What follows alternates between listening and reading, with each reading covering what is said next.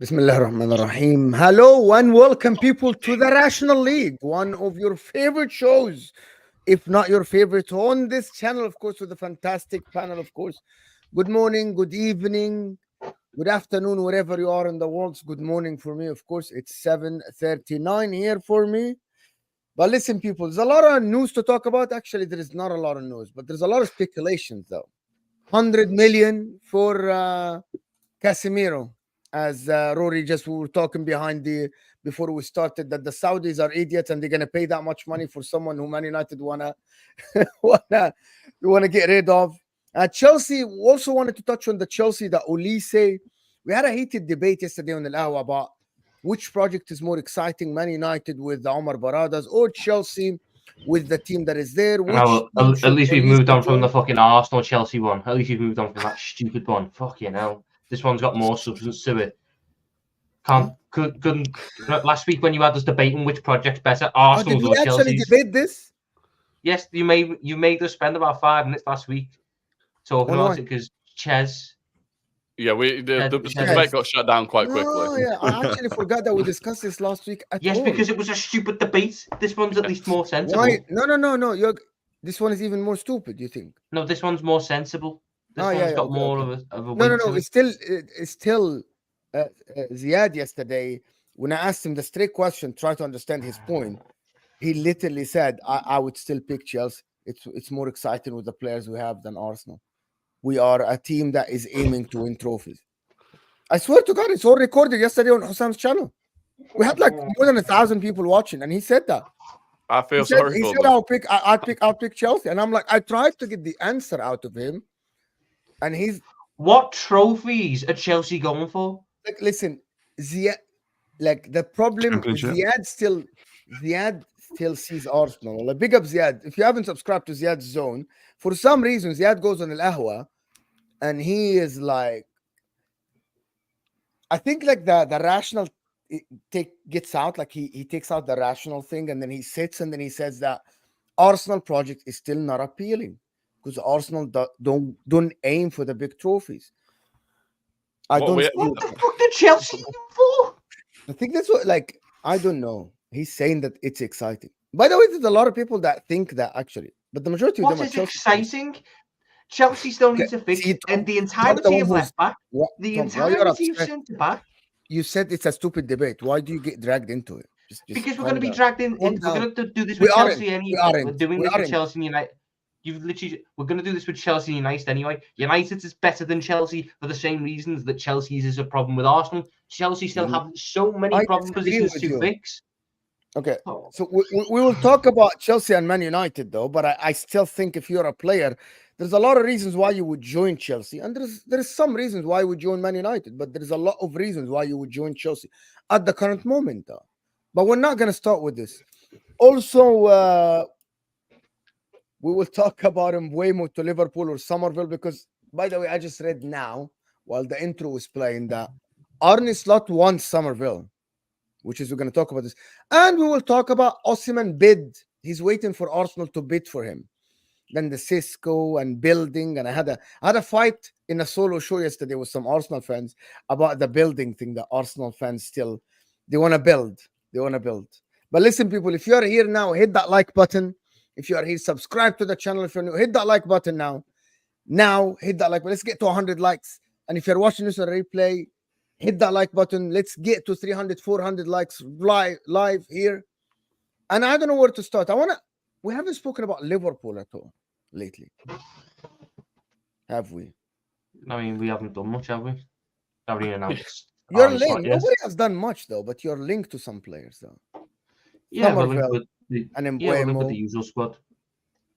I mean, the only thing that's been going on with Liverpool is people being crying about the fact that Mbappe is going Madrid, so it means that FSG didn't have enough money for him. What? You weren't ever going to buy Mbappe. Like, exactly. You weren't ever going to get him the wages. We took his mum on a yacht close to 7, 8 years ago now, so that's the only link that we had with Mbappe.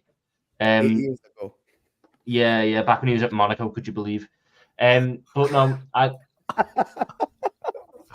it's like you mentioned Mbeumo and Summerville. They're more the kind of guys that you're looking at. I wouldn't have an issue with us signing both of them. as long as it gets Luis Diaz out the door. The sooner he's gone, the better. Does anyone want Luis Diaz here? Does anyone want a winger? But just don't ask me about his output. Yeah, I'd probably take him over Mudryk. I'm not going to lie. That's like that video though that goes around on football Twitter. The guy with the loaf of bread, half and half shit and half shit. Wake the fuck up! Come on. That's it. Like with Diaz and Mudryk on the wing, you get no goals. You beat them. You play nice passes, but you wouldn't get any recognisable output. At least with Summerville and Mbeumo, that's output. I've always said that Liverpool wingers need more output than eye test. Our best wingers, we've always notoriously struggled with wingers, Liverpool, even the better teams. Jurgen Klopp's been the first guy to actually get good numbers out of wingers. Under Benitez, we had Dirk Kuyt on one wing after we signed him as a really good striker. And then take your pick out of whichever bang average left wing. Did you have like Jovanovic? Jovanovic was the latter end. You had Albert Riera for a bit. Oh, yeah. Babel kept coming in and out. We took Ben Ayoun out there for a couple of years. Bellamy had a year out there. We could never figure out winger. Kuhl, early days? When he decided he could play, yes. So now the idea that Liverpool is to get wingers who can give you output. Doesn't matter how good they are on the ball necessarily. Output is king in football. And Mbeumo was on for a very good season before his injury. Like I think he still had his best season ever for Brentford in the Premier League, but he was on for like 15 goals, 10 assists type thing, which would have been really good numbers. Summerville got, I think, 20 goals, 10 assists for Leeds last year, which you take for a young winger. The thing is, they wouldn't be being brought in to be starters straight away. I wouldn't want Summerville to come in and be the starter. I've got in my mind how I'd want Liverpool's front line to be next year, and it would involve Summerville and Mbeumo. Wow. Yeah, he won Championship Player of the Year. Okay. So he had a very good season. If you can bring them type of wingers in, but we're doing the correct thing for once, which is keeping the very good player who is the standard setter in Salah and bringing in players who can learn off of him, I think you're doing it very well.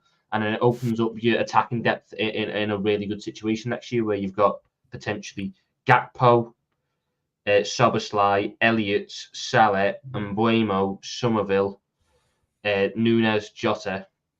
And then if you want to keep like Carvalho around, you can do. But you've got like two very good options in every position. So the problem that we ran into this year in like February was we were out of attackers. Gakpo was doing wherever he could. Nunez was injured, Jota was injured, Salah was injured. Elliott had to start like 9 games in a row and couldn't come off because we didn't have any attackers on the bench. Diaz the same. If we can now fix the attacking depth, then you're in a really good spot there. I think it should be something that is lower on the pecking order in terms of priority because we've got bigger problem areas to fix. But if we can add an Mbeumo and a Summerville's got to be done quicker because I think there will be competition. But I think a lot of people are quick to just jump on Summerville and say, oh, well, why are you buying a Championship winger? We've had a lot of success with Championship signings. Robertson, Gini Wijnaldum was technically in the Championship when we signed him. We've always had a decent track record of signing from the younger division, from a lower division, and they've come good. So I've got no problem with it.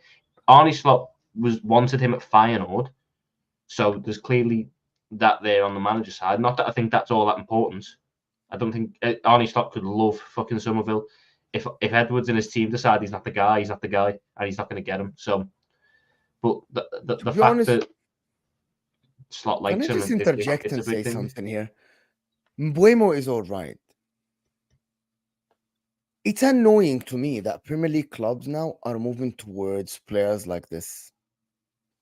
Like, why are Liverpool now getting a Summerville and an Mbeumo instead of just lumping both transfers at one? Because one of them is 30, 35, one of them is 50 or 45. And just go and get someone like a Kvaratskhelia or Rafael Leao. Because they're like, why are Liverpool still... And Mbeumo's output's going to be better than both of them, I'd say. Mbeumo, first off, right? Mbeumo has really... Yeah. And Mbeumo's got very good output, all things considered, in a really bad team, especially this season. Brentford, they really struggled. And secondly, that's how we've worked. When we were successful, we weren't buying the 80, 90 million pound superstar. We did it to take the next step, but we don't need to take the next step. We need to build the foundations again. Okay. So we need to go through the 30s. So that's when you're wrong, I and build think. the squad. That's what I How am think I you're wrong? wrong. That's what I think you're wrong. You are still using that. You want to build the foundation, but you want to build the foundation on players that you will still have to. Like Mbeumo is good. I love Mbeumo. Like just as a player, I like him, but he plays as a not a winger, as a second striker in a 3-5-2 in a Brentford team that I think the average 48% ball position. They play mostly on the counter attack or set pieces and stuff like that. Well, someone like Kvaratskhelia play in Napoli. Yes, he plays in a different league, but a more progressive team. His dribbling is out there. By the way, he can score goals. Someone like Referral, who won the league before, who's a Portuguese international. My point about this is that if you ask any big team 10 years ago, would you sign someone who's a star in the Italian league or someone who is in a mid-table team or a championship team? They would tell you, I would go for the star of the Bundesliga or the French league or something like that. Forget La Liga. But now you're accepting this as this is how football work now. Why is that happening? Because we've got big. If I didn't have to buy a centre back, a left back, and a DM, then I might be more inclined to go splash the attacking fund on one player. But I need to buy about 5 players next summer, if not more, depending on who goes. So I can't justify paying £100 million for one player and then trying to spread 60, 70 million across another 4 positions, because then you're going to be left with shitters coming in who are ultimately going to be a net negative. We need to spend on average. I'm factoring in some sales here, like we get 70 million for Diaz up from Saudi or Barca, or if they manage to find some money down the back of the couch or something, which they always say they will do. If we can get like 100 million quid worth of sales, you can get to about 250 million to work with in the summer. That means you're spending about 50 million quid per player, considering we need to buy 5. Now, if you get Mbeumo for 50 and Summerville for 35, that means you've got £15 million wiggle room elsewhere. So I can go and get a top-class DM, because our biggest problem this year has been we haven't won the duels. There was a graph that came out. We sit really low on defensive duels won, because our DMs, whilst Endo was good for part. What was your main problem this season? We were too open. There was no structure. It's not scoring goals. You don't we think still score. Missing we're goals always going to miss chances, but even when we were successful, we missed chances. Did we miss a larger amount? By the way, Tom, that statement doesn't make sense. We're always going to miss chances. That statement by itself in football, you try to fix it. Like just Mo Salah the year he broke the record for most goals in a single Premier League season. Had the most big chances missed in the Premier League out of anyone. We always miss chances. I can't suddenly make us the most clinical side in the world. That's not going to happen. But I know that's going to happen. There is nothing I can do. Surely to stop you that. want to fix that, right? Who can I fix it with though? Because as we established, the player that fixes it is like a Harry Kane. Harry Kane's clinical. I can't go buy Harry Kane this window. I've got to understand my squad limitations. What we can fix and what can be addressed with signings is the defensive structure. We were oftentimes caught in a 2-1-7 build-up. And when you lose the ball, which you do when you're trying to be progressive and attacking, we were getting put in 4-on-3s, 5-on-4s, pretty much every game. And that isn't sustainable. If you can fix a defensive structure, you're gonna hold more possession, you're gonna wear teams out more, and guess what? You're probably gonna score more chances because you'll create better quality chances as well. The structure is the key to everything, and we didn't have it last year. The years we were successful, the years we won stuff, yes, our attack was good, but our defense was the biggest change around. We went from having Lovren and Klavan to Gomez and Van Dijk. Went from Karius and goal to Alisson. We went to have the best defense in the Premier League, if not Europe, 2 years in a row. Then you had the year when everyone was injured again, and then we went and got it again the next year after that when everyone came back. So that shows you that defense is the key here. The fact that this year it went so tits up defensively, even with Van Dijk having a really good individual year, even with Cunha having a really good individual year, shows you that it's a structural problem. So the money has to be invested in fixing the structure and the balance of the team. The attack is always going to be the attack. I can address that and I can fix that problem once I've addressed the structure. Because if I go and spend all my money on attackers this year, we're basically just hoping to win basketball games every single week. We're hoping that they'll score 3, we can score 5 though. But there will be games where you don't score 5. So then what do? Then you just sat in the same situation, but you're going, can't be the attackers this time, no, because they've done the job. So what is it? It's the structure. It has always been the structure. It will always be the structure. That was the thing that turned us from top 4 to title challengers. It's the thing that turned Arsenal from top 4 to title challengers. It's the thing that turned Chelsea from top 4 to title challengers. The moment you build a solid structure and a solid defence, you take that next step. Our defence wasn't very good this year. That's the thing that needs to change. So if I've got 250 million quid, yeah, I love a Referral out. I think he's fantastic. I think he's so exciting, and I think he's got very good output and could, boom again. But I would sooner invest that money for a Referral into a centre back and a DM, because that's what will give us the next step forward. But I think this is when you are like, I think you're missing the point. Any centre back that comes into Liverpool most likely won't be the starter. You never know. It's like Arsenal, for example. It's like Arsenal saying, we don't have cover for centre backs. I'm going to go spend the money on the backup centre back. We know that Liverpool will have Van Dijk and Konate starting if they're fit. If Konate is going to be injured, sell the guy. I keep saying this about any club. If your starting player in any position is going to, like, for example, Arsenal next season, right? If Partey is fit, no matter which DM, unless they sign someone who's better than Partey, Partey's going to start. Am I wrong here, Rory? No, you're right, but I think we are going to get rid of Partey. And that's it, because he's injury prone and blah, blah, blah. If Konate is injury prone and you can't trust him, get rid of him. That's it. But don't go and spend 50, 60 million for a center back that will sit on the bench. Well, this is what I don't understand. No. We need to spend that money anyway, because our best year, in my opinion, the Jurgen Klopp as a whole was the 21-22 season. That was the year Van Dijk had his most rotation. He was missing a lot of games because we had the centre back depth there. We've just lost Matip this summer. Matip's gone. Matip's a massive part of this team. I think Joe Gomez is also going to go this summer. So as it stands, we're going into next season with 3 centre backs. One of them has just completed his first full senior season. One of them is injury prone, and the other one is 33. I need to buy a top quality centre back.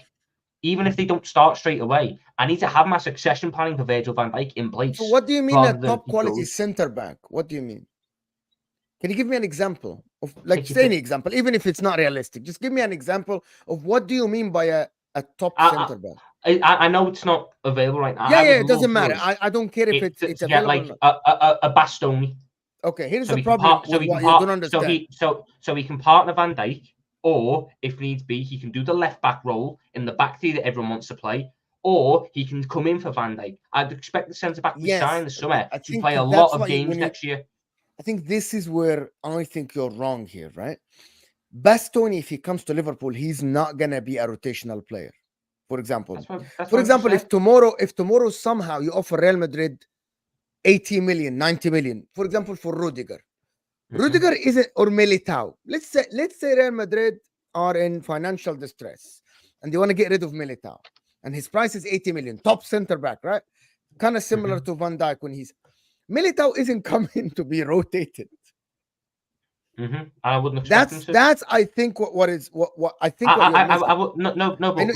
You get for example Scalvini from Atalanta, for example. That's someone you rotate. He's done. I'm giving an example. I give an example. How about this, Mo? Van Dijk is going to start pretty much every game where possible. Yes. But the other centre back is up for grabs by anyone. Okay, so you don't think Konate is that? I don't think Konate is a guaranteed starter. I don't think Konate is guaranteed to start. Now we're talking. You can't manage him. You've got to understand his limitations. He can't do 50 games a season. He's good, but he can't do 50 games. So I need to understand. Yeah, but he does the important game, and you can rotate someone, Kwanzaa, in the cup games. So Mo, as we've established, what you would do is you'd have Van Dijk, the new centre back, and then when it comes to a game where you're up against an Arsenal or a Man City, you move the new centre back out to left back. Konate comes in, Van Dijk, and then you've got a solid back three in possession there. and it's also solid when defending, and it gives Trent more cover. You also need to buy a left back this season, which will go a long way to fixing that problem. And the biggest one, and I will harp on about it again and again and again and again and again, we need to buy a top quality DM. Oh, forget the DM. I want to go to Dan and Rory and ask them one question, okay? Which, in the starting 11 of Liverpool, if I'm asking you, which position you think Liverpool have a hole that needs to be filled? Starting 11. I think it's CDM. I think if you look at the top quality teams across Europe, even in the Premier League, the running theme is the CDM. And I saw one stat. You know, there was that stat floating around that no defender had been dribbled past more than Trent in the top 7 leagues or whatever it was. So I actually went and looked at the raw data to see what it was. And he was the top defender. There are actually 5 midfielders across Europe that have been dribbled past more. And one of those was Alexis McAllister. So you've got two players in the team that are getting dribbled past that often. One of them, a lot of the season, was playing as a 6. I think that's like a clear issue that they need to solve. Yeah, Liverpool, number one, Liverpool don't have a DM. Because we know that. We're too exposed. So hold on, Tom. I'm going somewhere with this conversation. This is not a random question. You know that, right? What about the second thing for you, Rory? A hole in the starting 11. A second one would probably, at this point, be, I'd say, like a creative midfielder.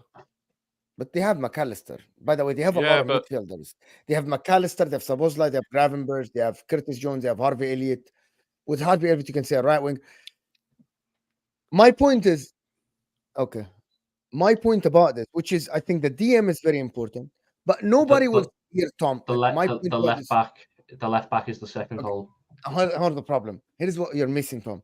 At the current moment, right, Liverpool still have 2 left backs. Do you know what I mean? Until you sell somebody, and you get, because I actually see no plans in the media about Liverpool getting rid of Tsimikas or Robertson. So I'm assuming that next season Liverpool are going with 2 left backs, Tsimikas and Robertson.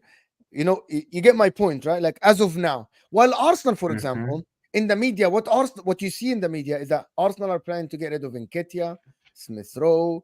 So is your whole point here, Mo? Is your whole point building up to the fact that we should buy a striker because that's a hole? Not a striker only. There are other positions other than center back. Like even for me, right back. If like before you buy that, back. You have only Trent, unless you're gonna say Conor Bradley is gonna be the backup for him. Bradley's there and Joe Gomez. And but you just said that you're gonna sell Gomez.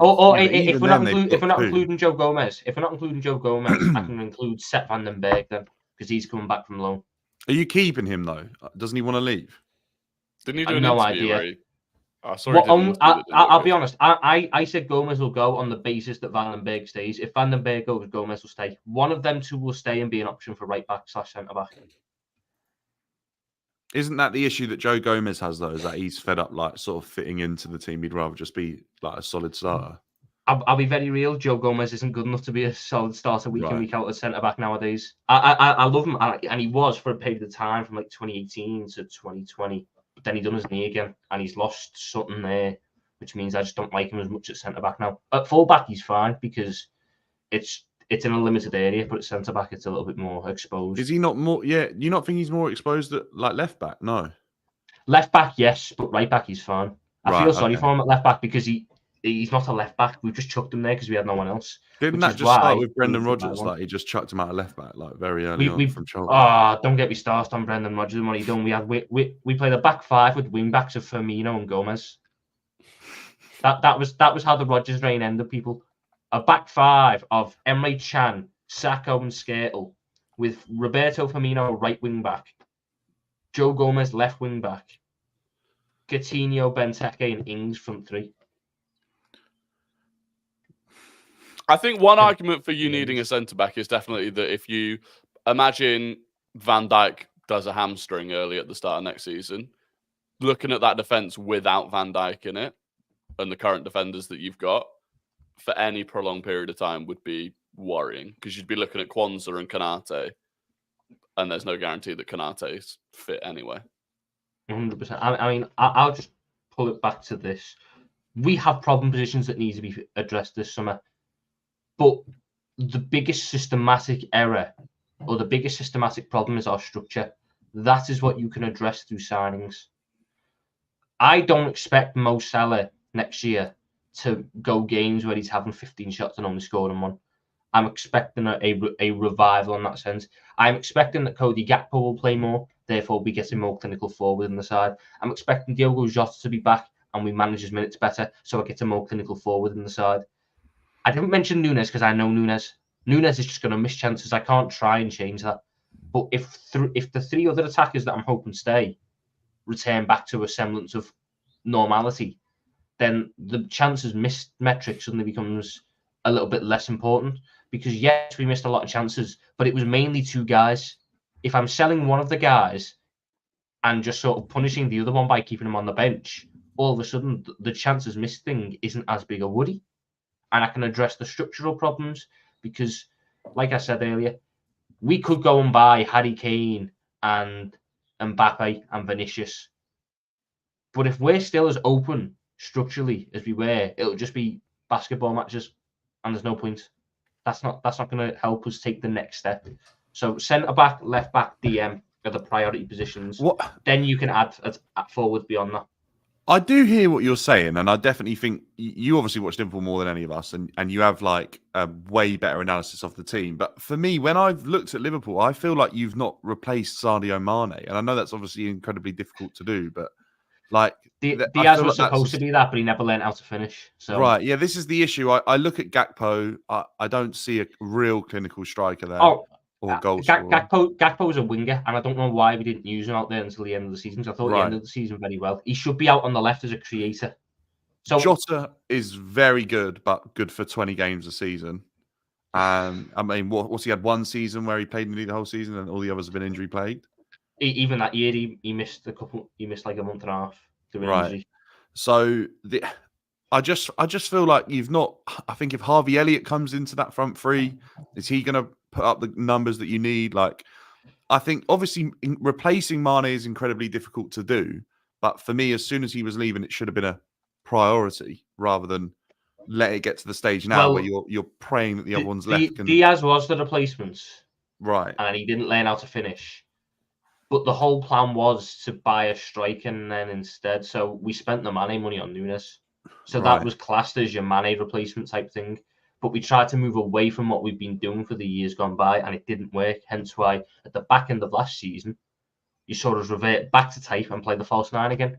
And then the year that's just gone, we just tried to ride out the striker thing, and whilst it worked at parts, it didn't at others. It's the reason never going to replace Mane, though, isn't it? Like, yeah, I know we're never going to replace Mane. That we're not going to find another winger in the price ranges that we shop at who is as good and as dynamic as Sadio Mane was.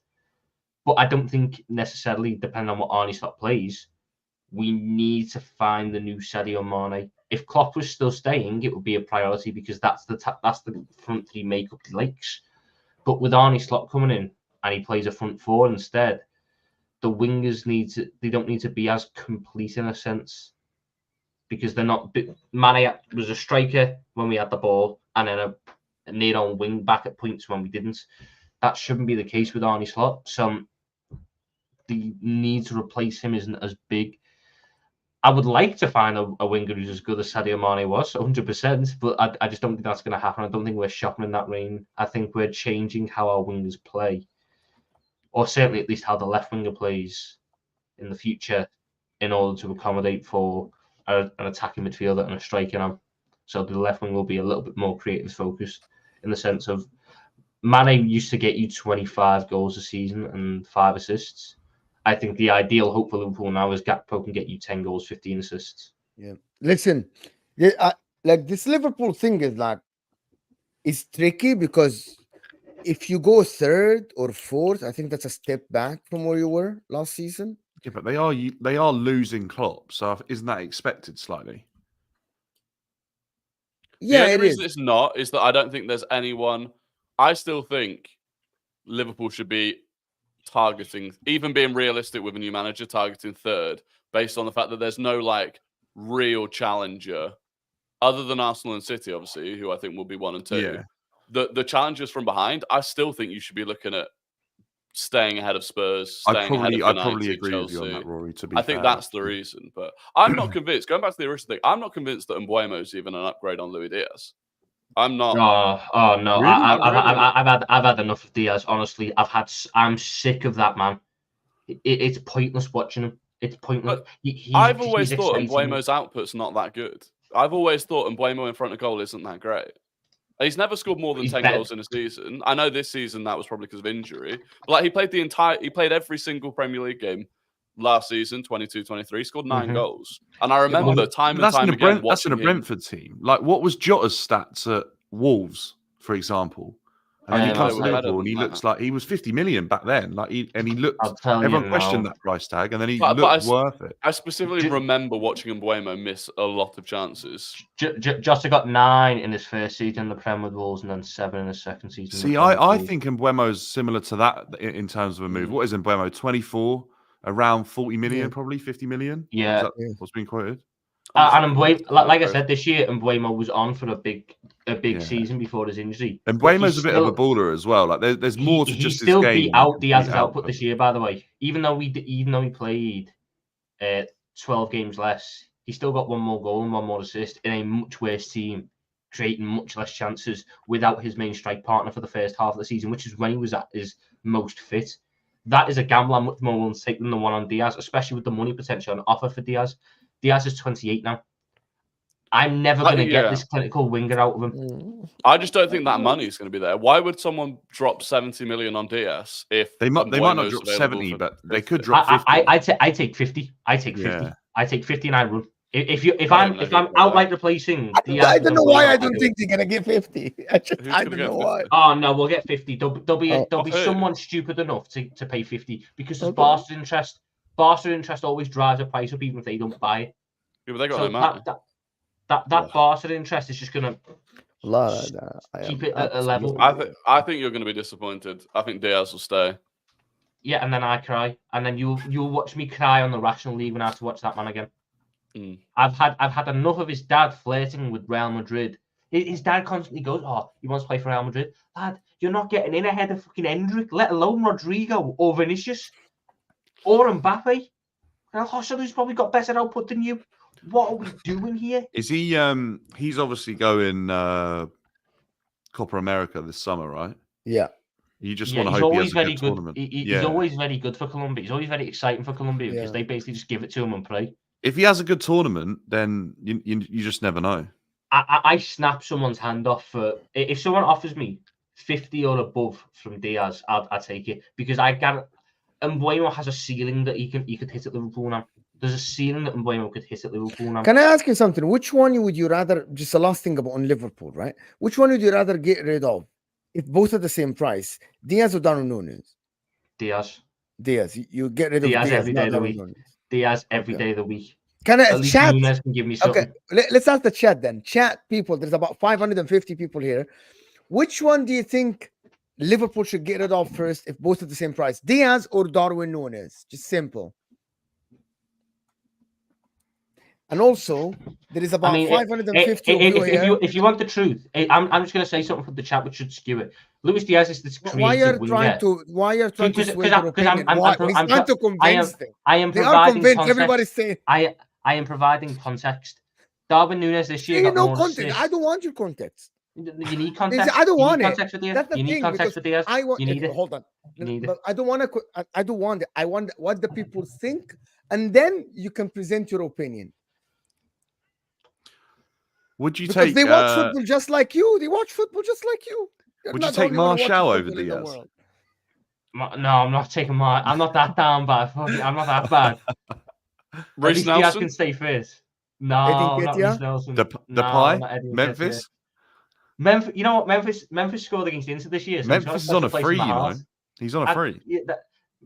Sell Diaz for 60 and buy Memphis Depay. Let me not speak. By the way, Memphis Depay, you sign Memphis Depay, he's going to get you like 5 goals. He's going to get you a lot of reels. Great reels. He's going Serie A now. Surely Depay. They're Italy, I think. He's fantastic for TikTokers. Memphis Depay got a lot of dribbles and a lot of small videos. Twitter is crazy for Memphis Depay. At least I come in with low expectations. I get him for free. He scores me 5 goals, which is only 3 less than Diaz did, and I leave happy. But for the context that people need, Darwin Nunez this year has more assists than Diaz has got in his entire Liverpool career. One is a donkey striker, the other is a very creative winger. I rest my case. Okay, guys, before we go on, about 560 of you here, and we aren't even on 200 likes. At least we need to be on 300 likes now. Guys, the like button, I don't need to show you, is underneath. So live chat looks like thumbs up. The like button is the only way this show is going to grow. We're going to get more people watching. If you like the video, YouTube will push this video to the next viewer. This is how the algorithms work. So the like button, it's free, right? It doesn't cost you a thing, but it helps the channel massively, and it helps the show, and it helps everything, right? It's just the algorithms work. Moving on from that to, what do you guys want to move on to? Chelsea, Man United, Cunha to Man United. Is that something that anyone is interested in? Cunha to what? When? When was Cunha to United? I did see that link. I really like Cunha. I'm a big fan. I know would his have Cunha at finishing is. Liverpool. Yeah.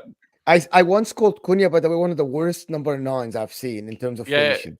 Yeah, to be fair, Tom, if you get so angry about people that can't finish, Cunha's one biggest flaw is his finishing. Yes, but Cunha is actually just good all round though, so I can accept that. Firmino wasn't a good finisher, but he was just really good all round, so I can accept that. The difference is when you're limited, when you're limited and can't score as well, there's no point. Yeah, fair. I watched Cunha score a hat trick this season, so true. When he picks up the ball and drives, he always had a lot of potential, Cunha, because he was at like Leipzig for a bit, and then went to Atletico, and he always had this potential around it, but never realised it. And I think this year was the first time where you actually got to see him as a main man of sorts of the team. By the way. Oh yeah, no wonder they had some financial problems when they're paying 50 mil for him in the state they were in. But I think he's been pretty good this year. I don't know his stats off by heart, but I think it's like 14 goals and like 7 assists. It was decent. You take it in a Wolves team, which was, Pedro Neto missed large parts of the season, and that going into the season they weren't expected to do much anyway. They were expected to go down because of the problems and stuff. So if you can get Cunha for a decent price, like 50, 60, I think it's a gamble. It's worth taking, So he's coming off his best season ever, actually, by quite a way, to be fair. Here is my problem with players like this, right? If you are talking about someone who plays for a team that doesn't have position, right, as a forward, like you're getting a forward, at least they need to be like very good in finishing. You know what I mean? So you know that they're gonna finish. But what Rory just said is that when he drives with the ball and all of this, that happens only in teams that play mostly on the transition, not on the front foot. Yeah, facts. Not stamping their authority, not a team that is trying to control the ball and there is no space. It's like maybe Firmino was not great, which is, by the way, Firmino was good in finishing. He just wasn't being put in a position to be in front of the goal all the time, right? But Firmino has the tight spaces technique, the passes and all this stuff. Well, Matthias Cunha's biggest thing that we saw this year is driving with the ball. That doesn't happen with the forward of Liverpool. Because the forward of Liverpool mostly, or Arsenal, gets the ball in tight spaces. It's once or twice a game when Liverpool or Arsenal, against 16 out of the 19 teams they play in the transition. Otherwise, Liverpool have possession, 60%. Arsenal have 65%. You know what I mean? Even Chelsea, by the way. It works this is the dangerous of spending money on someone like Cunha, who has played before in big teams and kind of like, okay, you're not good when you have the possession. You're good when we are giving you the ball at halfway line and telling you there's Cunha had some very good underlying numbers this year, though. I think I've got it up here. Cunha had the second best shot accuracy out of all players in the league who had, a relatively good amount of shots. Only Isak was better, and Isak was probably the most clinical forward in the league this year. So he was higher than Haaland, he was higher than Son, he was higher than Salah, he was higher than Foden, and Antoine Semenyo was up there as well. So so give him player of the season. And now we're going to the other extreme. I'm saying there's something there to work with at this point. There's clearly, is it polished? No, it's not polished. But there's something there which a team could utilise and. Do you think Man United are in a place to get him and Man United don't need Cunha. Man United have their project striker in Højlund. What Man United needs is an experienced striker to go alongside Højlund. Okay. Who can offer something different to Højlund. Not Cunha, who I believe is a striker of a similar ilk to Højlund, just a little bit more polished at this point. Less potential, but more polished. That's not what they need. You need plan B. You need someone who can take the pressure off of Højlund and burden some of that himself, whoever that may be. But Cunha, again, it's down to a case of United have more problem positions to fill. They don't need to buy another starting level striker ahead of, let's say, left back, because they don't have a left back. Now, last year, I only know he's alive because he was there at the FA Cup. Luke Shaw is injury prone, as you wouldn't believe. They need at least 2 centre backs.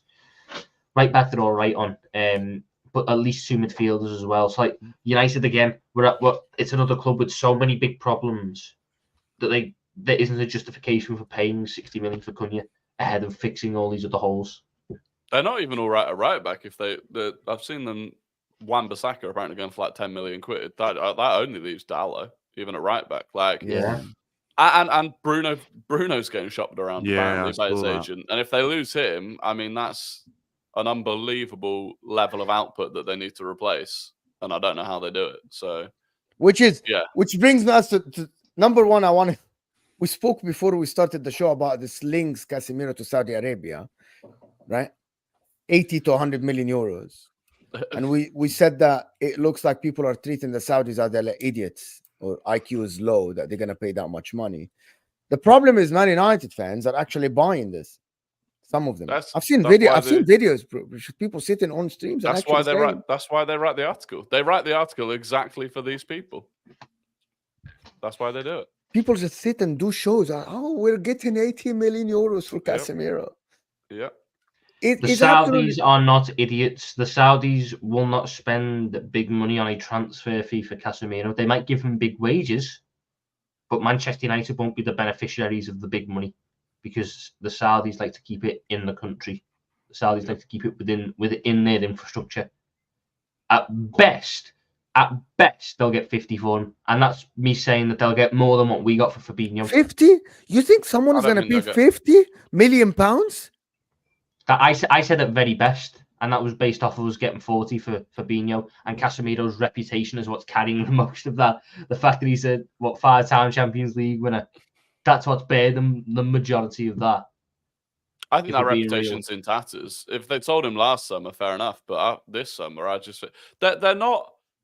This is the thing. I don't think people realize, like, they're still running a business out there. Like, this is what it is. It's business. How many eyes is Casemiro going to take to the Saudi League? None. No one that's not already watching it.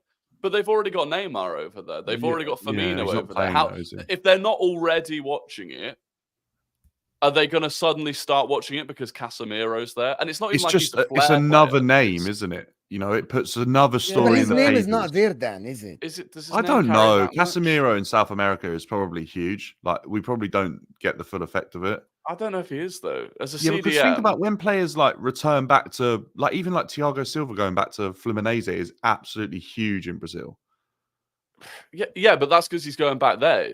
This is different. He's going to Saudi. It's not like he's going home. I just think their name lives forever in those countries. It's like, how many people went and watched the Saudi League because Jordan Henderson went out there? Like, do French people watch it because Kante's out there? I don't know. But like Liverpool fans or English fans might have tuned in to see how Henderson did. It's I did watch him to laugh at him. This is what I mean. I looked at the Chelsea players that went out there, and then I was like, I need to look at this whole league to see if they're really capable of making something happen here. I think it's just the more bigger names they get, the more chance they've got of it.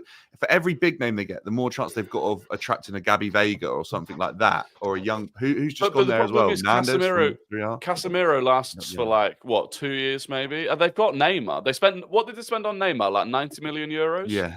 Why would they spend the same on Casemiro that they spent on Neymar? Neymar, by the way, who could have stayed at PSG, who there would have been demand for around Europe. why would they spend the same amount on Casemiro? No, I don't think that they would either, by the way. I think that would be ludicrous if they were to spend that amount of money. Like Tom said, they're not going to want to let that money leave the state. That brings me to the point that is actually important about this, is that the Man United Chelsea thing. Olise, Michael Olise, number one, can I ask you guys something, right? So, sorry, man, let me just come in. If Casemiro went for 90 million quid, he would be the Saudi League's most expensive signing of all time. I mean, the list is hilarious. If I rattle you through the top 10 most expensive Saudi players of all time, it is quite funny. Is Neymar's Malcolm number 1. Malcolm's number 2. Hmm. Otavio is number 3. Ruben Neves is number 4. Mitrovic is number 5. Fabinho is number 6. Milinkovic-Savic is number 7. Mahrez is 8.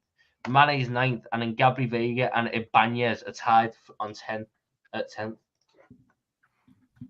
Yeah. Like, there you go. I mean, Mane went there. How much did they pay for Mane? 40 million. 35. And he was 35 million pounds. 35 million pounds, right? Yeah. No, 30 million euros apparently. Okay. And he had a decent sized contract at Bayern. Could have stayed in Europe, and they still only spent 30 million on him. It's just, I couldn't see Casemiro going for more than 30 million. And someone in the chat said Marcelo Brozovic went for 18 million euros. Yeah. Someone in the chat said that's the price, but it's not the price because Saudi will go, well, no one else is going to bid anywhere near 50 million for Casemiro. So here's the offer, United. For this player who's not going to play for you next season anyway, here's 30 million. Do you want it or not? Like, why would they go? The idea of it being, because that's the price, implies that there is a lot of demand for Casemiro. Yeah, exactly.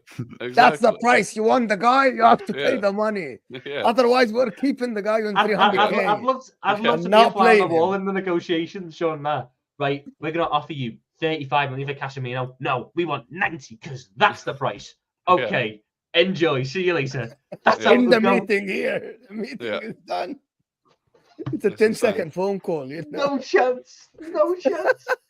10-second phone You're call. not going to get 90 million quid for a player whose season highlights are getting span inside out by Jean-Philippe Mateta and then being told on live British television that night it might be time to pack it all in. You know, I've never seen Carragher say that about any other player, but he basically just said, it's time to pack it in, Casemiro, go play in MLS or something. And they're going to get 90 million for that. They think they're going to make him the 5th most expensive midfielder of all time. Yeah. Only behind Rice, Fernandes, Caicedo, and Bellingham. They think that's what they think. This Casemiro sits right there on that pedestal. I wanted to just before we move on, this Olise thing has been number one. Why isn't Arsenal, Liverpool, and Man City linked to Olise? Why? Various reasons. I think for Olise, I've read somewhere that he's just not the profile that we want from that brilliant player, but just the way that Arsenal play and the way Arteta wants to play, they don't think that Olise fits it for the money that he'd cost. Why? I think it was to do with basically. I think this summer, the profile that we want is like a rapid winger that's going to take it past, basically like a Doku style. In the same way that City went for Doku, I think that's more the profile that we want. Whereas Olise is more a player that's going to front up, take the ball, move inside with it. That's what I've heard anyway. I don't know. He's expensive as well. Is that 50 million, 60 million? Is that his price? I don't know. Palace are horrible to negotiate with. The clause is apparently dead awkward. It's like there's so many little things in it. Plus, I think with us, again, not that he is on the same level as Olise. Let me just preface that. But us having Harvey Elliott means that we don't necessarily need that type of winger out there because we have that profile occupied already. If we're going to buy a winger, it needs to be a different type. And I think that clubs like Arsenal and Liverpool will probably take a look at that injury history and go, can you trust that? And for some clubs, it'll be no. Whereas for a Chelsea or a United, they're looking for a game change. United have been after a fucking right winger since fucking Valencia. United makes the most sense. Surely United makes the most sense. Huh? Surely United makes the most sense. Okay, so you would advise them. You'd advise him to go to United then. I wouldn't advise. Oh no, I wouldn't advise him to go to United. But I would advise him to go to Chelsea or United then. Well, neither really. I'd advise him to stay in if you have to choose, probably United. Probably United. If he goes to Chelsea, where does he sit in the pecking order of Palmer? Number one on the right side. Number one. Yeah, I agree. So then they move number Palmer. one on the right side. But Palmer is going to be at the 10. The plan is that we won't. Apparently, Maresca won't play a 10. If it was me, by the way, I'd tell him to go over to PSG in a heartbeat.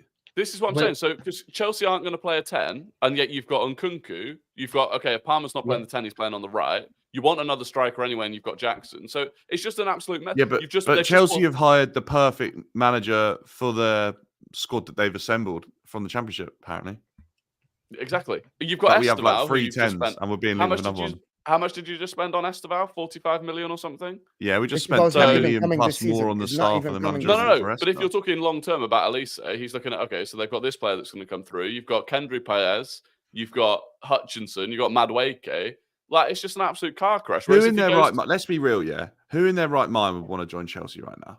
Let's be real. If you're on Olise's level, where you could get Champions League football next season like that, why on earth would you join Chelsea? Because nobody's in for him from the Premier League, and he wants. Yeah, but I think PSG would go. But even if it's, why would he go to PSG? By the way, well, one, he's French. Two, he's missed out on the Euro squad. And Mbappe's just left, so Dembele moves out to the left, and Olise hits the right-hand side of the PSG. Yeah, but who says that he wants to play outside the Premier League? Maybe he wants to stay in the Premier League, because I haven't seen any links with him in any team outside of England, by the way. That means his agent isn't even shopping around for him to be outside. There will always be suitors for a player like Olise. Mm-hmm. It just means that if it ends up getting to August and he's still at Palace, the top clubs will go, might just be worth that gamble. It's at this point, he clearly doesn't want to go to this Chelsea movie. He feels doesn't fit him. He wants to go though, so it might just be worth that gamble. United are always gonna be in for him. That's the thing. It just makes the most sense for him to go to United. Not for me, by the way. Not for me. If he goes to United, can I explain? Go ahead. You can. But if he goes to United, it's his mentality is, okay, am I going to start over Anthony? Yes. Job done. There's no other players to worry about. He'll be one of the players for the future that they're building. And I think United are kind of a sleeping giant. Whereas Chelsea, I just think, is an absolute car crash. So I'm going to explain it now. Okay, this is my opinion about it. Doesn't mean I'm right? Number one, Man United, at the current moment, if you're negotiating with Michael Olise today, or next week, Man United, number one, don't have a coach. They don't know who's going to be the coach. That's number one. So you're sitting on the table with this guy. The first question he's going to ask you, who's going to coach me next season? Man United can say, we actually don't know. We actually have no idea. So that is out of the window. Number two, he's asking about the team. Man United have a hole. This is what Man United don't have. They actually have one right back, one center back, and a goalkeeper. They have one midfielder. One midfielder, guys. This is it, right? Because I'm gonna explain to you. There's one midfielder that is guaranteed to play. Like, you can actually sell Michael Olise. If you ask about the team, Casemiro's going. Bruno Fernandes might go. McTominay, we all know McTominay. Eriksson has gone, right? Amrabat, they don't know if he's gonna stay. So literally, if Michael Olise is sitting with his friends and his agent, I'm talking about a team, they're gonna say, by the way, Man United have one midfielder. We don't know who you're gonna play with. On the right wing, they have Amad Diallo, right? They have Amad Diallo, and they have Anthony. So that's two. Anthony costs that much money. He is going to bench Anthony, but they have to sell Anthony. On the left side, they have Marcus Rashford, who might go, and they have Garnacho. While Chelsea, if I'm looking at Chelsea, they just got a center back. They have two right backs. One of them is injury prone. They have two left backs. You like it or not, they have two left backs. They have Lavia, Caicedo, Enzo, Gallagher, Chukwuemeka, and Palmer as midfielders. They have on the right side Madueke. On the left side, they have Nkunku, Sterling, and Mudryk. You don't like Mudryk?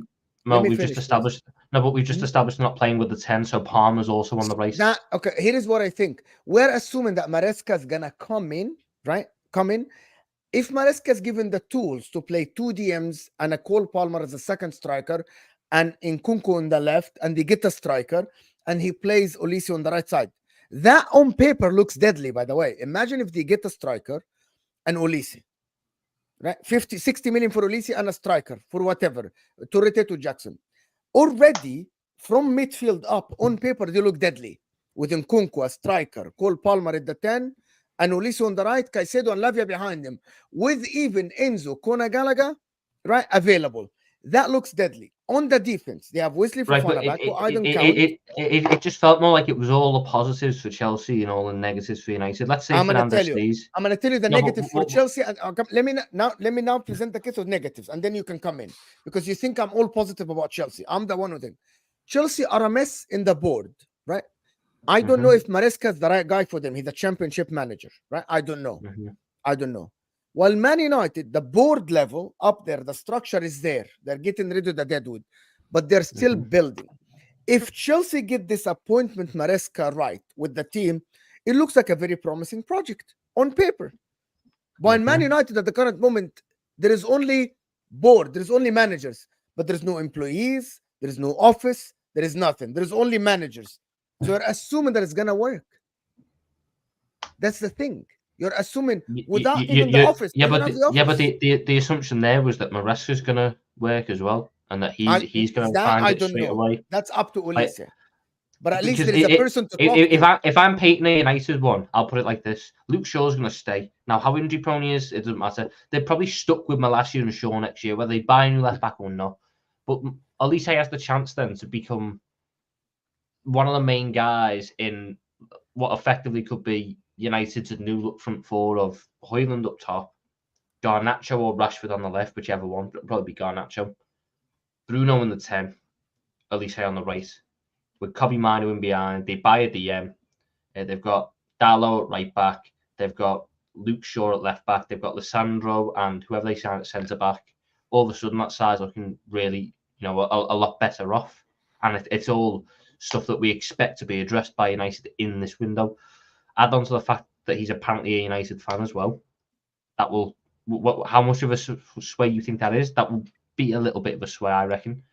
And they are, for all intents and purposes, in a better immediate state than Chelsea is. Man United? Because they've just won something. You think next season, if you're looking at a team that is better from this moment, like if you're looking from outside this moment, they still haven't decided on Ten Hag. They don't know who's going to be the next manager. Most of the squad needs to be sold based on reports that Man United are, and based on the agent of Bruno Fernandes. You think Man United look in a better place than Chelsea next season? Seriously? I said Manchester United are currently looking better because they've just won a trophy. They've won 2 in 2 years. They look like they can still maintain success even when they're not performing very well. And also with Chelsea, I do feel that that squad was painted in a very light way. The assumption is that Conor Gallagher goes this summer. So we're looking at a side which has Lavia, who has played 30 minutes all season, and we have no idea what state he's going to be in. Caicedo and Enzo, and that's it for midfield. The centre-back wise, I think Chelsea's centre-back depth with Thiago Silva going is shocking. I think it's really bad. I don't. Is it more shocking than Man United with only Lisandro Martinez? I'll put it this way, Mom. Man United only have Lisandro Martinez and Harry Maguire. Mom, I'll put it this way. I think Harry Maguire has been better than every single one of Chelsea's centre-backs this season. Really? I think he's been better than all of them. Even Thiago Silva. Nah, bro. But Thiago Silva. I'm on about the ones. You're taking it to the next level. No, I'm on about the ones that are staying next year. So Thiago Silva's gone to Fluminense, hasn't he? So I'm on about Disasi. I think Harry Maguire's been better than. Badiashile, Harry Maguire's been better than. Chalobah, Harry Maguire's been better than. Nah, I don't know about Chalobah. Chalobah's been unreal since he came. Yeah, but you're probably trying to sell him anyway. Yeah, well, that's not me. How much has Chalobah played though? If you get me. I don't know. How many games has he actually played? I don't know. 20's probably over the top. Probably when did he come back? February. So probably like 15, maybe. Because Maguire he's played 13 games and a couple of them were off the bench. Chalobah. Yeah. Maguire has played 22 in the league, 4 in the Champions League, and so that's like what? By the way, closer to 30. United, 17, by the way, all comps. 17 with all comps, sorry. So Maguire's close. Maguire's on 28. How many goals did Maguire Chalobah's get, by the way? 17. Just out of interest. 3. Okay. Mind you, I've not got FA Cup stats up here, so that might sway it because I know we got one in the semi-final as well. I'm not saying goals are a metric that you measure centre-backs Yeah, on. yeah. I was just wondering, actually. Considering Maguire in all comps played 31, got 4 goals, 2 assists. And for large, I think especially from October until he got injured against Bournemouth, was their arguably best player because they were really shit, but they were somehow dragging out shitty 1-0 wins because he was getting man of the match every game. Is he a good centre-back? No. I don't think he's the guy that they should really be looking at to build around for the future. But I think Harry Maguire this year had a better year than all of Chelsea's centre-backs. Doesn't mean I don't think they could be better. Like, I think Wesley Fofana has potential to be much better than Maguire. I think Fofana's potential is amazing. I think if Chalobah had played all season, you might have been sitting there in this conversation. But for me, the fact of the matter is Maguire had a better season individually than all of Chelsea's centre-backs. I think Chelsea and United are both a massive gamble either way, right? But if you're saying Chelsea and United are the options on the table, I think both of their projects are a massive gamble. And I could see neither of them going anywhere. One of them might go somewhere, who knows?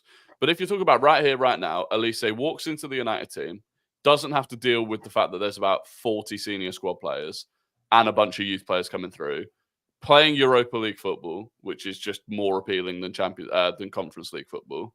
I just feel like that's an easier option. I also if he think walks into United's team, does that mean that United's team is worse than Chelsea's currently?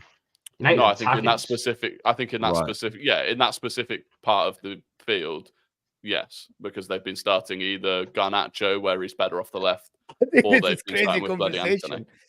I think Olise is overrated as well. By the way, I think he's become a little bit overrated with the bracket. I'm seeing people in the chat saying he starts ahead of Bukayo Saka. I think you need to give your head a massive wobble. He's probably his ability is probably better than Saka, though, Rory. I think consistency. That is one of the most ridiculous things I've ever heard in my life. No chance. He has ability that Saka don't have. Come on. He just doesn't. It just doesn't. Like what? That is absolute. Nah, Rory, come on. That's a biased take there, mate. It's like, not. Really? How's it a biased take? Right. He's had a good purple patch towards the end of this season. Really, he scored 10 goals in 19 games from an XG of like 5. Right. So. That realistically, is he going to overperform his XG by double? Yeah, because of where he'll score Probably goals not. from. XG will never predict him to score from there because of the ability that he has. But okay, if he goes into a side like an Arsenal, he's not going to be given the lenience to just take pot shots from there, right? Why not? Iron Robin at Bayern Munich did. Like an Olise would mimic that type of sort of area of shot. But because it just doesn't really happen at Arsenal. Like Saka can do it. We've seen no, because it doesn't happen at Arsenal because Saka doesn't have the ability to open up that sort of space. Yes, he does. The start of this season. Well, he scored an absolute worldie against Forest at the start of this season. Did it against United last season. He has the ability. He just so Olise's what? Olise scored 5-6 worldies this season in like 20 games. Yeah, but how many has he missed? This is the thing. And also, prior to this season, right? So he scored 10 goals in 19. The missing metric doesn't really matter to me because at least he's executing a few. The 2 seasons prior to this season, he scored 4 goals in 63 games. Yeah, but I think finally this season he's still quite young, isn't he? I think finally. Is it possible? All I'm saying is it possible that this was a purple patch, where next season half of those long shots don't go in? Yeah, but he's got the ability to score any type of goal. His left foot is an absolute wand. He's definitely a better player than Saka, 100%. Unbelievable. That's the most irrational take I've heard on the Rational League since we started. That's abysmal. Same as your take when you said Man United is a better move for Olise for me, by the way. I'm not even saying Saka's world class. I don't think Olise is world class. Olise has world-class ability and could easily he scored a few worldies this season. By the way, this notion that some player have world-class technical ability with the ball is far better than what Saka possesses as well. Oh my god, it's not. Really? Because when I watched him, I definitely saw a higher. Do you think Cole Palmer is a better player than Bukayo Saka over the last 3 seasons? I just want the comments to know this is not Tom Little doing Arsenal hate here. This is not Tom Little. Dan, do you think Cole Palmer as a player is better than Bukayo Saka? Yes.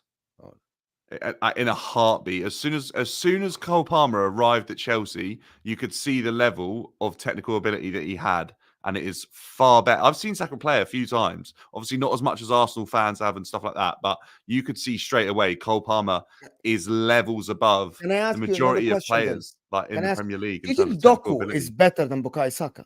No. But Doku's technical ability and dribbling probably superior to Bukayo Saka.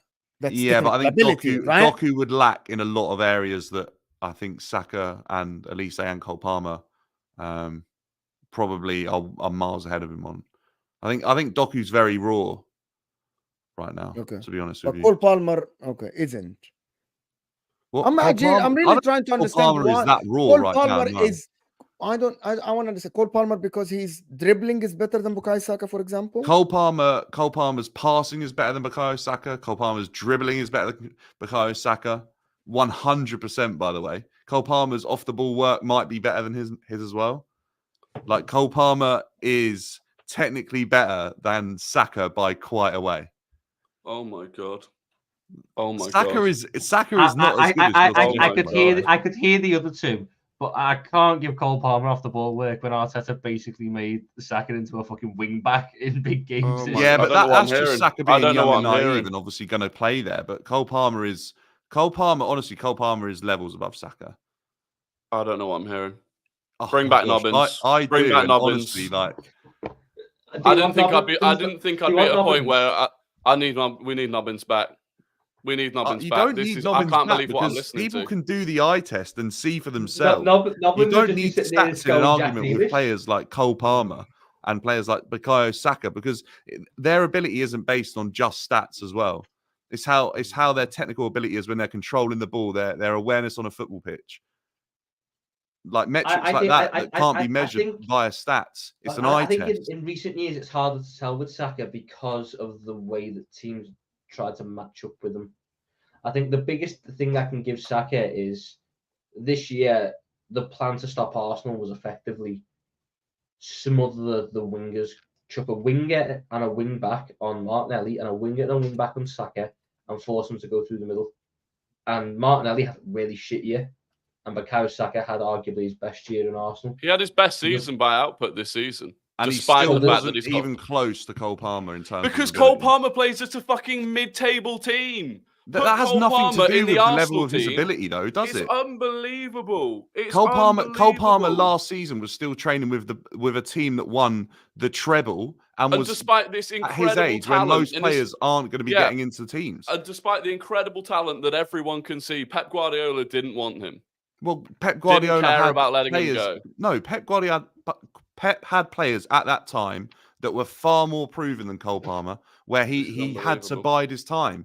He had Riyad Mahrez, who's won so much in football, was absolutely key to Manchester City. No, he'd sold Mahrez by last season? Yeah. Had he? Just last or season before? Season before, maybe. Because what was the season Palmer? No, it wasn't last season Palmer broke in. Sorry, it was the season before Palmer broke into City squad. And then what broke out? Last season you're referring to the one just gone. All right. Okay. So technically, Palmer. I'm talking about the treble season when they had Mahrez. Palmer wasn't getting in that side. The season just gone, Mahrez has been out in Saudi, and Palmer's just set the Premier League on fire and proved that he's the best right-sided / number 10 English player in the league, bar Phil Foden. Sure thing. I can't believe what I'm listening to. Okay, you need to watch more of Cole Palmer. I think that's the I've seen plenty of Cole Palmer. You haven't seen enough of Cole Palmer. And then we can actually have a... Okay, I actually think the difference between Cole Palmer and Saka is that this season, Palmer had the majority of the games. It was easier to play for Chelsea than Bukayo Saka. Why? Out of interest? Why was he played for Chelsea? You can ask me. Okay, go ahead. Chelsea are a far worse outfit 100%. Than Arsenal this season. Cole Palmer would have put out far better numbers in Arsenal's side than Saka would have. You're so wrong. Okay, hold on, guys. Okay, I'm gonna explain it. Bukayo Saka is the main outlet for Arsenal for the majority of the season. Odegaard in the beginning of the season wasn't having the great season. Kai Havertz was in the midfield. Gabriel Jesus was injured. Martinelli had a stinker. So the only outlet. So it was very easy for the opposition to double on Saka, mark him man on man. The amount of time I've seen Saka facing a defender is limited. Saka always have a defender at his back when he receives the ball. That makes it very hard. While Cole Palmer, I have seen him drive into defenders' faces. You can put that to Cole Palmer being smart in the movement and everything, but I would put it to Chelsea sometimes. The oppositions did not respect the players at Chelsea as much as they respected someone like Saka. If I'm seeing Cole Palmer doing this next season again, when he's marked man-to-man for 90 minutes, I will say what you say then. But for this season, the fact that I'm seeing Cole Palmer facing a defender in the midfield, yeah, and just trying to popping dribble it through him his legs on a regular basis, or absolutely shifting him either side, by the way. Like Cole Palmer has been great. I'm not knocking down Cole Palmer, but the fact that we just make a conclusion that he's better than Saka because in this season he had more GA and more output, look, he had a better season than Saka. Yeah, but I am with you. I had a better season than even Saka. Take away the numbers, right? Even if you took away the numbers out of this debate, right? Cole Palmer clearly possesses more natural talent and technical ability than I'm gonna give you other talents. I'm gonna give you other things that actually are a big part of football. Saka they are, and Cole Palmer's beaten Saka on those metrics. Hold on, I haven't even said the metrics that I'm about to tell you to tell me that they are okay. Go on. In speed, Saka's quicker, right, than him. Physically, Saka is stronger than him, even though they are very close in age. Physically, I think Saka. I don't know if I'd agree with that, but maybe. Okay. You don't think Saka is stronger physically? I'd just say that Saka has a you know what I mean by physically? Something that Thierry Henry always mentioned, that the ability. Yeah, but I'd say it's like a lower center of gravity that Saka has, not necessarily physically. Cole Palmer's 6'2" That's physical. Well. That's receiving the ball. Well, okay, I'm not sure. Receiving the ball. So you disagree with me that Saka receives the ball probably. under pressure? I think Saka just possesses a lower center of gravity, which is obviously beneficial in that area. That's part of it, Dan. That's part of it. Yeah, but I don't think he's better than him physically, because there's other physical attributes Cole Palmer has that Saka doesn't have. Cole Palmer's got about 5 inches on him. Can you explain what? Height. Cole Palmer's 6'2". So you think Cole Palmer? Okay, so the height can be used in being strong, strength. Do you think he's stronger? Yes, naturally, height adds strength, adds weight. So your statement is Cole Palmer is stronger than Bukayo Saka on the ball and off the ball. That's what you mean. In what terms, though? You mean in terms of his? I'm gonna give you what? Or you mean in terms of if a defender is at your back, fending you, shielding the ball, right? Yeah, shielding the ball. This is strength, right? Okay, yeah. Well, Cole Palmer's not struggled in that situation this season at all. And the main thing I'd say here is, how many times has Saka passed the ball back and tried to retain possession where Cole Palmer's turned his man and beaten his man in that same area? So that's dribbling. That's dribbling. Just to jump in on the height thing, this season Cole Palmer won 1 aerial duel in the entire season. Bukayo Saka won 24 aerial duels. Yeah, but that's because Cole Palmer doesn't receive the ball in the air half the time. So it doesn't matter if he's physical attribute as well. That's part of the physical. Well, he doesn't. Cole Palmer had the ball played into his feet because the players understood that the ball needed to be played into his feet, because that's where he possesses his strongest attributes. Because he doesn't win aerial duels. Why? He's not fighting for aerial duels, though, is he? Well, how do you know? He is. I've watched him every single game. He won 20% of his aerial duels. Bukayo Saka won 40% of his aerial duels.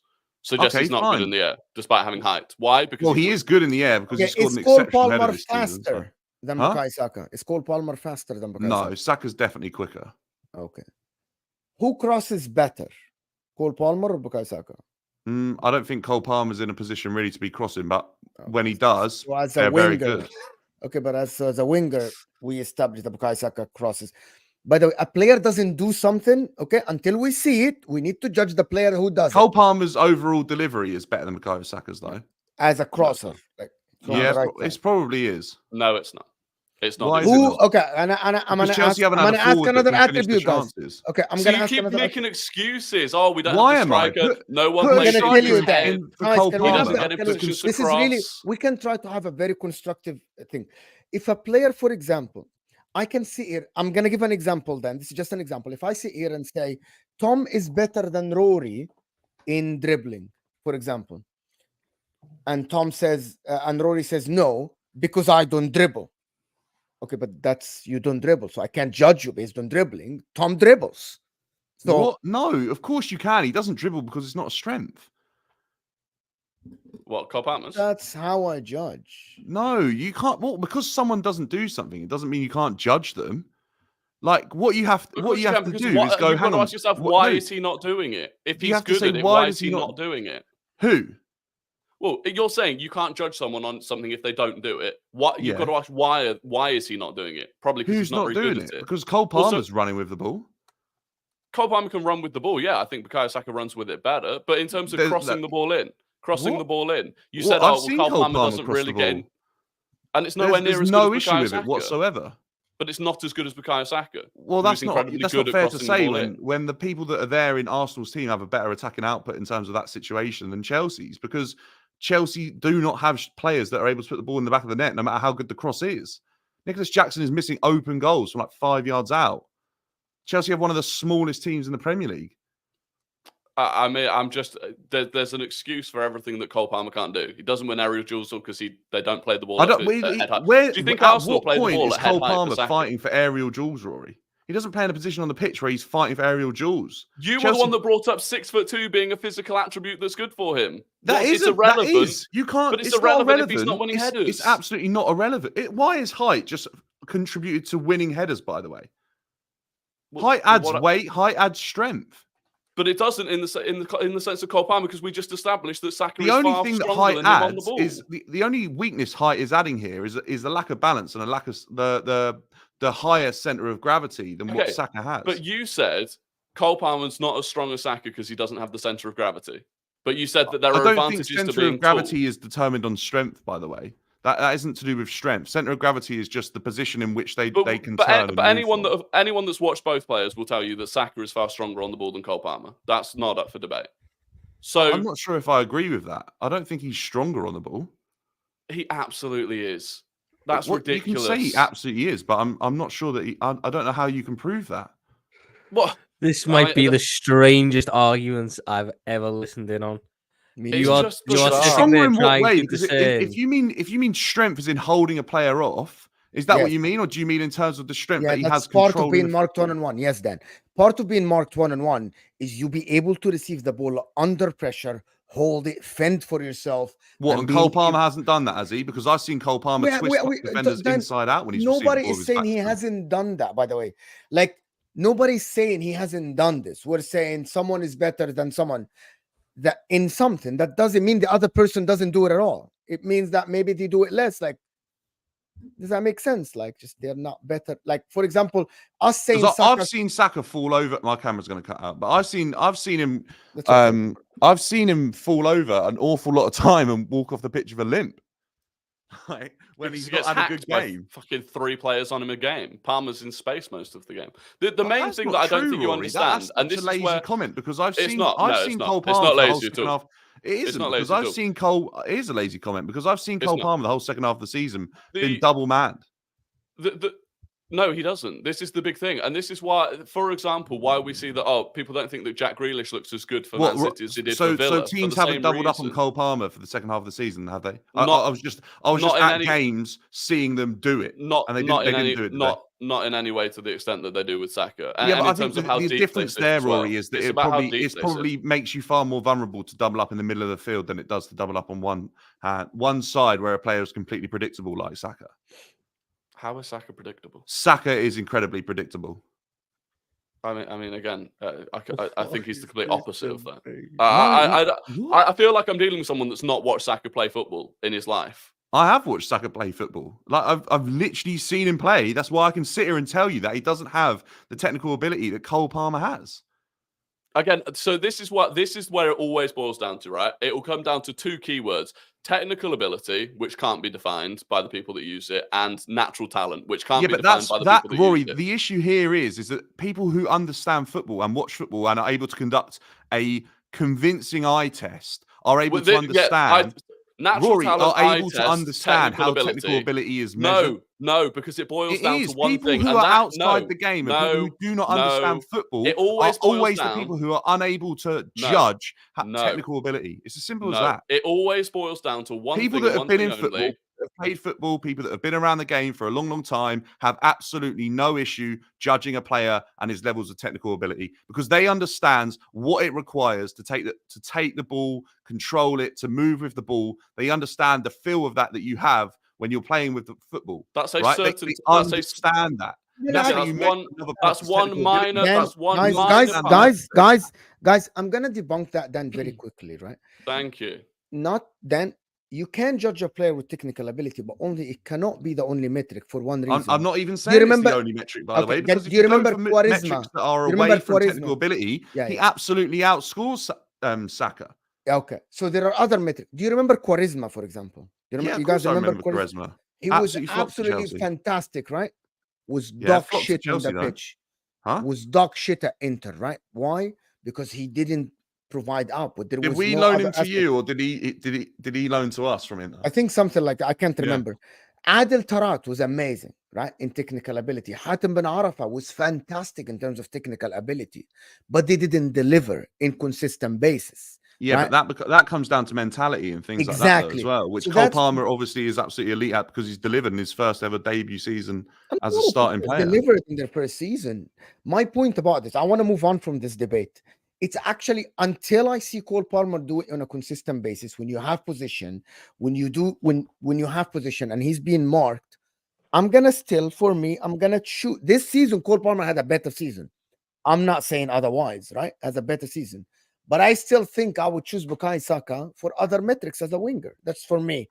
But it would be if we're debating as a winger, I think you might have a point here as well. But Saka can't play in both positions because technically he isn't good enough. I have never seen Saka play as a 10. He can compete with Saka as a right winger, and he can absolutely go and do a job as a 10. And he's even done a job as a false number 9 this season, which Saka is not capable of doing. We haven't seen Saka do it, so we can't judge him on it. So that means Cole Palmer is because he wouldn't even be positioned in those areas. The only position Saka's ever been misprofiled into is a left wing back because someone absolutely identified his abilities wrongly. By the way, I want to say something, guys. I want to say just something because I know stats are weak. By the way, Saka completed 40% of his take-ons, and Cole Palmer completed 50. So the difference is it's not like 10 and like 60 or 70. I want to move on from this to speak about. Can I just say one thing because it annoys me? Every time the argument goes to natural talent, eye test, technical ability, it's the exact same profile that they always identify, and that's just people that pick the ball up in a half space and dribble with it a little bit. It's always the exact same thing. Why is that, Rory? They look good I at don't know doing who's suggesting that, but that's literally not. Who would you rather have? Who would you rather have? Eden Hazard or Mohamed Salah, for example? Hazard. There you go. Same reason. Why is that the same reason? I've literally watched Hazard turn up. Hazard could score 4 goals in a season because he dribbles past a few people and looks good. You'd rather have that because of technical ability. If Hazard scores 4 goals in a season, there's obviously an issue at the club that he was at. Hence the season at Chelsea when he didn't have a good season, there was a massive issue there. The issue with Salah is that Salah's output's still good when Liverpool play badly. Yeah, well, is that true? Because Liverpool needed Salah at the end of this season. He absolutely didn't step up. You don't want to drag Salah into this because the year we had no fit centre-backs and no fit midfielders, he scored 31 goals to get us top. Yeah, but I'm not suggesting Salah is a bad player here by any means, by the way. But what I'm suggesting is that Salah absolutely doesn't have the technical ability of Eden Hazard either. 100% he doesn't. Exactly. Yes, but you ask any coach. Well, let me tell you one thing though. Salah absolutely has better technical ability than Saka. Okay, that's not the question. The question is Eden Hazard on the eye look absolutely fantastic, right? But I would rather have Salah 7 years than With or without the eye, Eden Hazard is fantastic. At the end of the day, but Salah at the end delivered on consistent basis over season. Output is king in football. That is all that matters. Output is king dependent on how you want to shape your stats to suggest that. There are players that can't be measured by their output that do way more for a team. Output is king anyway because output leads directly to but here's the thing, right? And let me tell you something about why you can't just measure output, because a player like Eden Hazard absolutely ups the game, ups the abilities, ups the levels of every single player on the pitch. You cannot measure that by output. You absolutely can't. When you're on a football pitch and you're playing with someone that is a far better level above you, you absolutely start to up your game. That cannot be measured by output, by any statistics that a player is mentally looking at another player thinking, I need to get myself to that level. But you just said the season he absolutely scored. true. But you just said the season he scored 4 goals was because everyone around him was bad. Why wasn't there he was upping huge their issues level? at Chelsea, wasn't there? There was issues with the physio that led to a lot of players falling out with management and things like that season. It ended up obviously him and performing you know what? late on into the season. I get that argument, and then I just point to the fact that this year Mohamed Salah was the most creative player in the league, but never got the output there. So the idea that we can just run with Salah and go, yeah, he might have output, but Hazard was better. The metrics that are outside of output prove that Salah can still match that level. Salah this year had his Morata up top. Salah this year had his Willian on the wing, and Salah still was creating at the best level in the Premier League. Yeah, but I'm not, Tom, at no months. point am I suggesting that he wasn't, by the way. I haven't even suggested that. What I'm saying is that as a footballer and as a player, I would absolutely have Eden Hazard in my team over Salah. But that's my opinion, and that's how I see football. Because I believe that Salah's been a fantastic player in a system that exceptionally worked for him, like very, very well. Klopp absolutely identified what Salah required. The Salah I watched at Chelsea, like I wouldn't have been anywhere near him. I wouldn't have even predicted that he would have gone on to have the career that he had. Even at Roma, I wouldn't have suggested he'd come to the Premier League. I mean, do what he did. Maybe not the same level, but he was very good at Roma. I want to do this good, but I always have an issue with Serie A and like sort of seeing where that goes. I want to do the super chats, and we haven't even spoken Osimhen, we haven't spoken Arsenal transfers. Maybe that's for a different time, but because I don't want to. Hard work always pays off. With JUDGEMO, thank you Liverpool season for this. Thank you so much, guys. We have about almost 900 people here, and we really need to get to 500 likes, guys. 500 likes is key. This video is going to be seen by a lot of more people if we get to 500 likes. Chelsea has better squad than United, FYI. I agree with this, and I don't think anybody here disagree with that at the current moment. Depends. I think they've got more quality players. It's just whether or not they can figure out how to make a way it to work. use them together. But names wise and numbers, yes. I don't know. I think there's a good argument to be made. Just go to both squads on FootMob and just look at the names. If you want me to go, so I think Onana's a better goalkeeper than Petrovic. I think numbers wise, that's called a squad. Numbers wise, United don't have at the current moment. They need to fill a lot of holes in the starting 11. Yes, that's the problem. So the whole point is, the whole point is, United have a better starting 11. No, but the point they're getting at there is United have a better starting 11, but Chelsea don't. More. Do they? Yeah, but that's the whole point. But they don't. But they do. By the way, Chelsea have just announced Enzo. By the way, yeah, I know. But they do, Mo. But they don't. But they do. Really, Tom? Yes. Like, if you're asking me right now, I'll do it right now. No, I'll do it right now. Onana's the best goalkeeper. Onana, I won't say you know. Onana's the better goalkeeper. I'm not even going to put a left back in because I think all of them are crap. So Dallow's going to go to left back. I don't think anyone's got any arguments about that. Martinez is the best. Considering United wanted Cucurella at the beginning of the season, I think that's United had a regular. Like it's not a debate. Dallow is better. Yeah, but Cucurella is better than guys. I don't want to, Tom. I don't want to spend 5-10 minutes on this. I need to finish the super chat. Martinez and Maguire are better centre backs than all of Chelsea's, bar Thiago Silva. I'm not including Thiago Silva because he's not. What about Gusto? I think Gusto gets. But I disagree with this because you're assuming that Maguire is a good defender because he played in a low block Man United and he blocked a couple of things. I actually argue that if Maguire goes to Chelsea and they play a high line, he will get ripped apart. Yeah, but Mo, this is the thing, right? Just quickly on that is that there are different systems in football that work to get results. And if you're in a team, that's playing a low block. Harry Maguire is an exceptional player to have. That's hence why but they won't play low block. And by the way, just let you guys know, Man United conceded the third most shots in the league with Harry Maguire on the side playing a low block. That's how bad the defense is. That has to do with the centre back. That's the midfield and the structure of the midfield. Leaders conceding so many chances. Every single time you're going to get an excuse to Maguire because you think he's in a mediocre team without Lisandro Martinez. He looked all right. Anyway, I'm moving on from this, Tom. Saka has 2 men on him and 2 seasons now and still GA. That's a fact, though. Marked by 2 men and has GA. Yeah. Dean is saying Saka is so technical that he doesn't have to flashy. He uses his body and movement better than any other winger. Aesthetics is smaller than effectiveness. Well, just to argue that back, Dean. Cole Palmer has been very effective. That's why he has the highest GA in the league, right? He has the highest GA in the league, right? Comdean is coming back. Saka consistently playing against 2 or 3 defenders while Palmer gets to go 1-on-1 all season. This Chelsea fan aesthetic bias is so obvious. I can't blame Chelsea fans when Cole Palmer has had a better season than a lot of players in the Premier League. A lot of players in the Premier League. It's not only aesthetically, and I'm going to say, based on this season, Cole Palmer had a better season than Saka. Do you agree, Rory? Individually. I actually think it's very close. But it's a conversation. But it's a conversation. Oh yeah. I would expect Chelsea fans to put Palmer ahead. Yeah. 100%. Okay. It's not outrageous to say that Cole Palmer had a better season. No. Okay. No, Thank you so much, guys. And this is why Chelsea fans have first time for the guy to play a centerpiece in a Premier League team, and he's had a great season. This is why I'm here playing devil's advocate in Chelsea's fans, how they see it, right? The one thing I'd say in a crap team as well.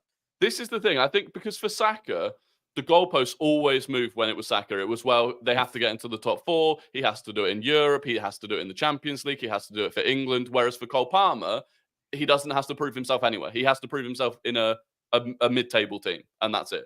There's no other expectation on him. I think that's where it's different. No, this guy glazing Palmer too much? Apparently, you're an Arsenal fan. Ben is the best. This is very obvious. Comdean is saying Saka is the best winger in the world. Okay. At trolling defenders with his body. Also, Saka created much more assists than Palmer last season did. That's a fact. But I don't think saying that the best winger in the league, I don't think so at all. And I'm not going through names now. But you're doing too much saying the best winger in the league. Yeah, this is what I mean. He's saying specifically at rolling the defender with his body. I don't even think that's going true. Inside. What? Okay, that's a very one move. Okay, he's better. And then moving okay, he's one move. He's better than all the wingers. He's the best in the world at that. It doesn't matter. Like this Not cannot be measured. Salah it cannot be measured. Has Saka on that metric. Saka, by the way, is better than him in that aspect. By the way, in going inside, outrageous, holding a defender and going inside. Just Saka. That's in the same league. Compared old stats. Compare old stats when Saka was in 5th, 6th, 8th place, Arsenal versus Palmer, then it's valid comparison. You speak as if Arsenal was second Saka's entire career. I don't get that. I think you're a Chelsea fan. But also, I need to judge Cole Palmer again in the next season when he's marked 1-on-1. This is it. I think so. Comdean is in Saka, no technique, but 6th most valuable player. He completed 40% of his take-ons, which is great stat, to be honest. Yeah. I am talking about the better player, not the season. Well, I'm not sure, but I would pick Saka based on experience, number of games as a winger. But I would take Cole Palmer in the 10 and for versatility. That's another thing. You know, I've earned you a fortune here by backing Cole Palmer, didn't you? I know what? I've earned you a fortune by backing Cole Palmer. Yes, you did. Not a fortune, though. No, you know what I mean, though. But yes. But I want to listen, guys. We were supposed to talk about Osimhen, but there is no time. We'll talk about it next time. But I want to thank everybody that watched this. Great numbers, great number of viewers, guys. We can get to 400 likes. Hit that like button before you go. I want to thank Rory, whose channel is in the description. 6:30 today, UK time. He will be live. Dan, when are you going live today? Are you going live today? Yeah, I'll be live today because we've finally announced our manager, haven't we? So yes, so Dan will be live. His channel is in the description. We want to get Dan to 5K soon. We want to get Dan to 5K, and we want to get Rory to 20K. Rory has been putting great numbers lately, fantastic numbers. Nobin's channel is in the description. Tom is here with us, who got annoyed by me today, but it's all right. It's okay. But we spoke Liverpool for 40 minutes, which is great for him. And guys, we're all friends here. And I want to thank everybody that watched us. And guys, stay here. Don't go anywhere. This is taking you to This Is Football, where HUSAM is talking about transfers, Summerville. You're going to see a rant that you have not seen because HUSAM is going to rip into Liverpool, Summerville, and all of this. To buy Mbappe and Vinicius. Yes, HUSAM wants Mbappe. Even though we've got 7 positions to fix in the summer. And I want to thank everybody that watched us. Appreciate you guys. I might go live at 8 p.m. UK time today to talk about the transfers and talk about other things. Thank you guys. And we are out of here.